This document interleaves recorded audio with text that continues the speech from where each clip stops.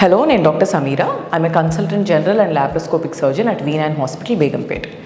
So ఇవాళ patient awareness కోసం మనం చేసే వీడియోలో నేను మాట్లాడబోయే టాపిక్ నిప్పుల్ నుంచి వచ్చే డిశ్చార్జ్ అండ్ దాంట్లో ఏవేవి ఉంటాయి అండ్ ఒకవేళ ఏమైనా డిశ్చార్జ్ వస్తుంటే అది ఎంత సీరియస్, దాన్ని మనం ఎలా డయాగ్నోస్ చేసుకోవాలి అండ్ ఫర్దర్గా ఏం చేయాలి అనే దాని గురించి చెప్తాను. సో బ్రెస్ట్ నుంచి ఒక 4 to 5 different kinds of discharge మనం చూస్తుంటాం. దాంట్లో వాటరీ డిశ్చార్జ్ అంటే నీరులాగా వచ్చే discharge, milky discharge, frank blood లాగా డిశ్చార్జ్ అవ్వడం, కొన్నిసార్లు బ్రౌనిష్ కలర్లో కానీ డార్క్ గ్రీన్ కలర్లో, డర్టీ బ్రౌన్ కలర్లో కూడా డిశ్చార్జ్ చూస్తుంటాం. So these are the different colours or consistencies of the discharge that we see. So nipple నుంచి డిశ్చార్జ్ అసలు నార్మలేనా అండ్ దీంట్లో మనం అంటే భయపడాల్సింది ఏమైనా ఉందా అనే దాని గురించి చూద్దాం. ఫస్ట్ యూజువల్గా వాటర్ లైక్ డిశ్చార్జ్ ఆర్ చాలా వెరీ థిన్ ఫ్లూయిడ్ లాగా ఉండే డిశ్చార్జ్ వస్తే కనుక, especially from both the sides వచ్చినప్పుడు అది ఫిజియోలాజికల్ డిశ్చార్జ్ అయ్యే అవకాశాలు ఎక్కువ ఉంటాయి. అంటే దాంట్లో అండర్లయింగ్గా డిసీజ్ ఏమీ లేకపోయినప్పటికీ హార్మోన్స్లో జరిగే కొన్ని మార్పుల వల్ల ఇలాంటి వాటరీ డిశ్చార్జ్ చూస్తుంటాం. ఇది యూజువల్గా యంగ్ విమెన్లో బ్రెస్ట్ డెవలప్మెంట్ జరిగే టైంలో ఎక్కువ కామన్గా చూస్తుంటాం. సో ఒకవేళ వాటర్ లైక్ డిశ్చార్జ్ వస్తుంటే కనుక ఎక్కువ భయపడాల్సిన అవసరం లేదు. యూజువల్గా అది సెల్ఫ్ లిమిటింగ్గా ఉంటుంది. అంటే ఒక 4 to 6 months ఆర్ 1 year టైంలో అది యూజువల్గా దానంతర అది తగ్గిపోయే అవకాశాలు ఎక్కువ ఉంటాయి. నెక్స్ట్ వచ్చేసి milky discharge. So milky discharge as we all know pregnant విమెన్లో వస్తుంటుంది. ఈవెన్ ప్రెగ్నెన్సీ టైంలో కూడా మిల్క్ తయారయ్యే అవకాశం ఉంటుంది right from the second trimester. And of course lactating విమెన్లో అంటే బేబీస్కి ఫీడ్ ఇచ్చే విమెన్లో కూడా మిల్క్ డిశ్చార్జ్ ఉంటుంది.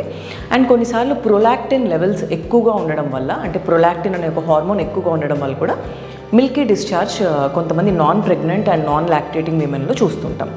సో ఇట్లా ఒకవేళ కనుక ఒక నార్మల్ ఉమెన్లో మిల్కీ డిశ్చార్జ్ వచ్చినప్పుడు ప్రొలాక్టిన్ లెవెల్స్ చెక్ చేసుకుని దాన్ని కరెక్షన్ చేసుకుంటే యూజువల్గా ఇది కూడా సెల్ఫ్ లిమిటింగ్గా ఉంటుంది.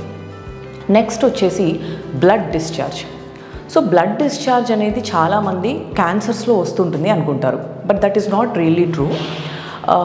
బ్లడీ డిశ్చార్జ్ నిపిల్ నుంచి వచ్చినప్పుడు యూజువల్గా అది డక్ట్లో ప్యాపిల్లోమా అనే కండిషన్ ఉండడం వల్ల ఫ్రాంక్ బ్లడ్ లాగా వస్తుంటుంది. సో ఇది క్యాన్సరస్ కండిషన్ అయ్యే అవకాశాలు తక్కువ. This is a benign condition and దీనికి మైక్రోడోకాటమీ అని చెప్పి ఒక చిన్న సర్జరీ, దాంట్లో పెద్ద భయపడాల్సింది ఏం లేదు. సో ఓన్లీ ఆ పర్టికులర్ డక్ట్ని మాత్రమే రిమూవ్ చేసి సర్జికల్గా మనం ట్రీట్మెంట్ చేసే అవకాశం ఉంటుంది.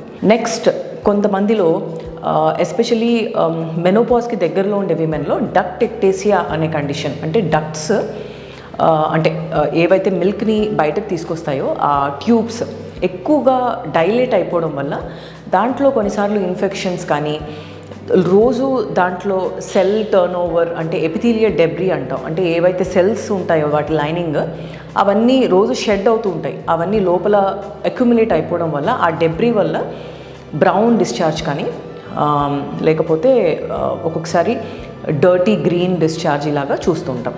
సో ఇలా డక్ట్ ఎక్టేసియా ఉన్నప్పుడు కొన్నిసార్లు యాంటీబయోటిక్స్ తీసుకోవడం వల్ల అది సెల్ఫ్ లిమిటింగ్గా దానంతర అది తగ్గిపోయే అవకాశం ఉంటుంది. ఒకవేళ యాంటీబయోటిక్ కూడా రెస్పాన్స్ రాకుండా ఓన్లీ 1 or 2 డక్ట్స్ నుంచి మాత్రమే ఇట్లా డిశ్చార్జ్ వస్తున్నప్పుడు ఆ పర్టికులర్ డక్ట్స్ని సర్జికల్గా ఎక్సైజ్ చేస్తే సరిపోతుంది.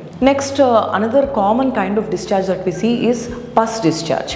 సో ఈ పస్ డిశ్చార్జ్ అనేది అండర్లయింగ్గా ఏదైనా యాప్సిస్ ఉన్నప్పుడు, అంటే చీము గడ్డ ఏమన్నా ఉన్నప్పుడు అది ఒకవేళ ఏదైనా ఒక డక్ట్లోకి బ్రేక్ అయినప్పుడు ఆ డక్ట్లో నుంచి పస్ డిశ్చార్జ్ అవ్వడం చూస్తుంటాం. ఆర్ కొన్నిసార్లు డక్ట్ ఎక్టేసియా అని ఇందాక చెప్పినట్టుగా సెల్స్ అన్నీ దాని లోపల డెబ్రీ లాగా తయారైనప్పుడు దాంట్లో సూపర్ యాడెడ్గా ఇన్ఫెక్షన్ వచ్చినా కూడా ఈ పస్ డిశ్చార్జ్ ఉంటుంది. So to summarise it for you, breast discharge అనేది అంటే నిప్పుల్ నుంచి డిశ్చార్జ్ అనేది it is not always harmful. Most of the times వాటిని సింపుల్ మెథడ్స్ ద్వారా ట్రీట్ చేయొచ్చు. ఒకవేళ వాటర్ లాగా కానీ మిల్క్ లాగా కానీ డిశ్చార్జ్ అవుతుంటే యూజువల్గా మెడికేషన్స్తోనే వాటిని తగ్గించే అవకాశం ఉంటుంది. ఒకవేళ blood discharge or dirty brown or pus discharge వచ్చినప్పుడు వాటిని సర్జికల్గా మనం హ్యాండిల్ చేస్తాము. But still those surgeries are not very major surgeries. So simple procedures ద్వారా వాటిని మనం ట్రీట్ చేసే అవకాశం ఉంటుంది. So if there is any kind of discharge from your nipple, అంటే యూజువల్గా అది ఎలా కనిపెట్టుకోవాలి అంటే whenever the woman is having a bath, she has to squeeze from all directions and see if there is any discharge at the nipple. And so ఒకవేళ discharge ఏమైనా ఉంటే కనుక తప్పకుండా you have to get investigated. అది ఫిజియోలాజికలా లేకపోతే దాంట్లో అండర్లైన్గా ఏదైనా pathology ఉందా తెలుసుకుని దాని తర్వాత దాని ట్రీట్మెంట్ ఆప్షన్స్ గురించి డిస్కస్ చేయొచ్చు. Thank you.